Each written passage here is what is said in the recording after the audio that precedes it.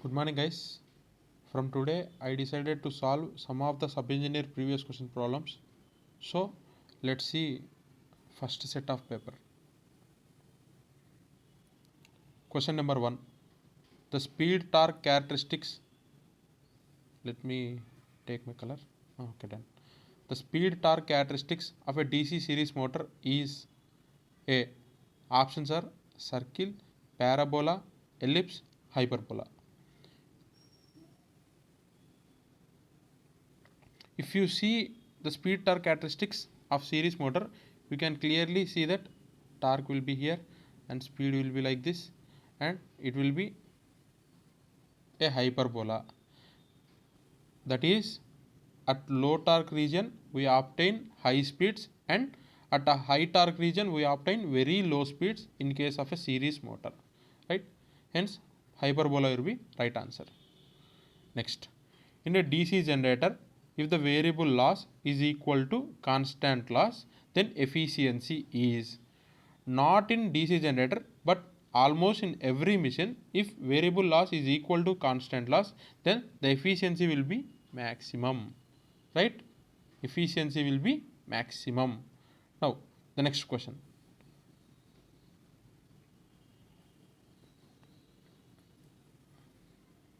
The next question is, the armature of a DC machine is laminated. The armature of a DC machine is laminated to reduce dash. Generally, laminations are made in every machine. Generally, laminations are made in order to reduce eddy current losses, right? Eddy current losses. To reduce eddy current losses, we generally make laminations. In order to reduce hysteresis losses, we will use silicon steel as a material, right? We add 4 to 5% of silicon to steel and we make silicon steel material so that hysteresis loss will be minimized. Also, one more important point is, by adding 4 to 5% of silicon, the resistivity of that particular material will be increased.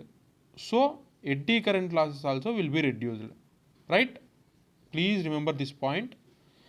By adding 4 to 5% of silica to the material, the resistivity of that particular material increases so that the eddy current losses will be minimized.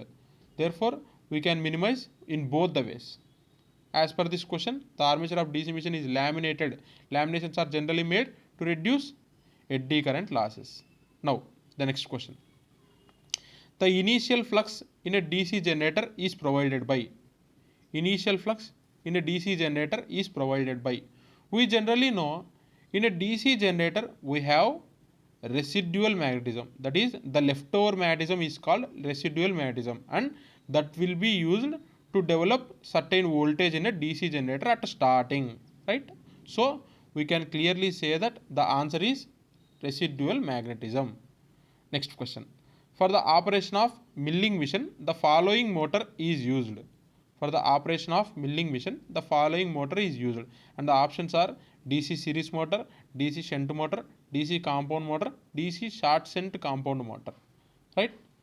Milling machine generally has a constant speed operation. Therefore, we can better prefer shunt motor, right? Shunt motor is more preferable in milling machines. Next, in a series motor, the torque. In a series motor, the torque, option A is proportional to armature current, and second option is proportional to square of armature current. Third option is proportional to field current, and D is constant. If you see clearly, the option A is meant for shunt machine, and the option B, that is proportional to the square of armature current, this is for series, right? Option B is right. Therefore, we can conclude that in a series motor we can see that. Let me write the equation once. Oh, sorry. Oh, let me write the equation once. Torque is proportional to square of armature current. In this way it will be. Generally we know that torque will be proportional to phi into Ia armature current. But in shunt mission, in shunt, phi is constant, right? Therefore, in series mission, in series, phi is proportional to Ia, that is armature current. Hence, we can conclude that in place of phi we can write Ia and it becomes torque is proportional to Ia square. This is the way we got the answer, right? Let me move to the next question. The next question is, by conducting Swinburne test on a DC mission, the following losses can be determined. By conducting Swinburne's test on a DC mission, the following losses can be determined. Swinburne test is generally conducted on DC shunt motor. It is no load test actually. It is no load test and an indirect test of determining efficiency, right? So we can conclude that generally in no load test what we will find? Constant losses, right? By conducting Swinburne's test on a DC mission, the following losses can be determined and the answer is constant losses. Why? Swinburne's test is generally a no load test and indirect test for determining efficiency. This is generally conducted on a shunt mission, right? Let me write it again.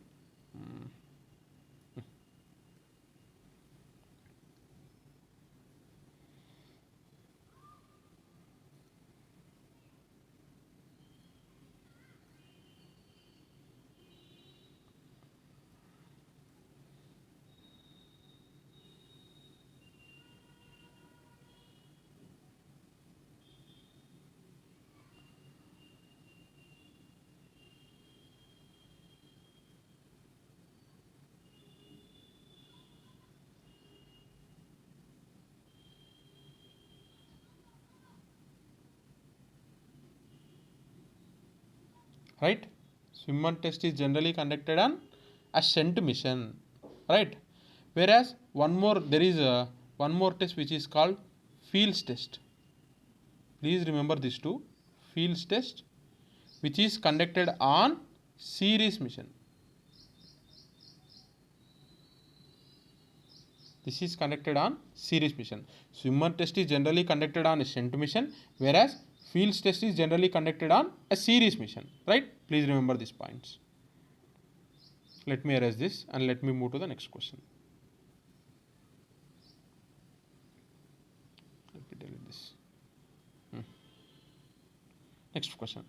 The series, let me take the pen. The series motor have a relatively dash, and the options are 0 starting torque, low starting torque, high starting torque, medium starting torque.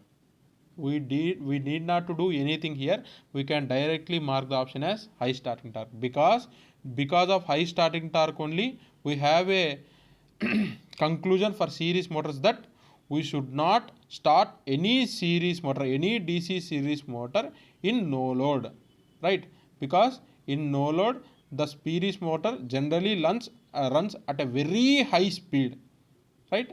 And at starting also the starting torque will be very high, right? Please remember this. In a DC shunt motor, the torque developed is 15 Newton meter at 10 ampere of load current. He gave 15 Newton meter at 10 ampere of load current. If the load current is doubled, then the new torque will be. If the load current is doubled, then the new torque will be. We generally know torque is proportional to I in case of shunt mission. Here he gave, right, we consider shunt motor only, right? Now here he gave 15 Newton meter for 10 ampere and load current is doubled. That is for 20 amperes the new torque will be doubled. Therefore the answer is 30 Newton meter. Without any second thought the option will be 30 Newton meter, right? If they give, suppose if they give in a DC series motor, If they give in the question, if they give DC series motor, now the option will be, you can calculate and you can give the answer in the comment box actually, right? Now we will move to the next question. The internal characteristics of a DC shunt generator is a plot between internal characteristics. Generally, internal characteristics are drawn between induced EMF and armature current. Induced EMF and armature current, which is A. What about terminal voltage and load current? Terminal voltage and load current. This is for external characteristics. For external characteristics, we draw terminal voltage versus load current.